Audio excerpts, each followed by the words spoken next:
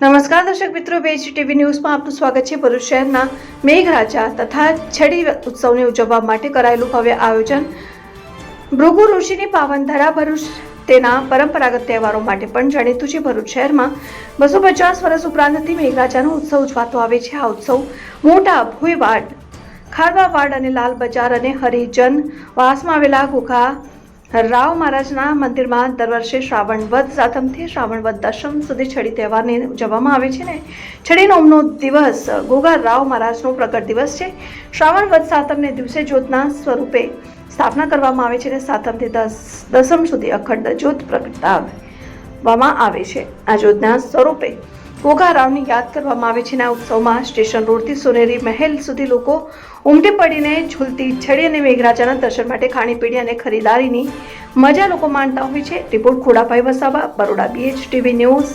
મારું નામ નિધિ છે અને હું અહીંયા ભરૂચમાં જ રહું છું। આ મેઘરાજા અને છડી ઉત્સવના તહેવાર વિશે આપ શું કહેવા માંગો છો? આ વિસ્તાર આશરે 250થી વધારે વર્ષો પહેલાંથી ભરૂચમાં ઉજવવામાં આવે છે અને મેઘરાજાની મૂર્તિ બનાવવામાં આવે છે માટીમાંથી।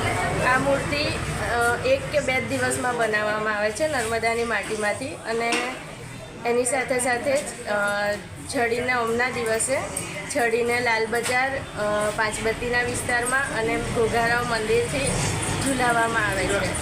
અહીંયા આગળ પાંચમથી લઈને દસમ સુધી મેળો ભરાય છે, જેમાં 170થી પણ વધારે સ્ટોલ હોય છે અને આજુબાજુના ગામડામાંથી વિસ્તારમાંથી ઘણા લોકો અહીંયા આગળ મેળા માટે આવે છે, છડીને ઝુલાવે છે એ જોવા માટે આવે છે, મેઘરાજાનું દર્શન કરવા માટે આવે છે અને આ એક એવો તહેવાર છે જે ખાલી આ રાજ્યમાં અહીંયા ભરૂચમાં જ ઉજવવામાં આવે છે।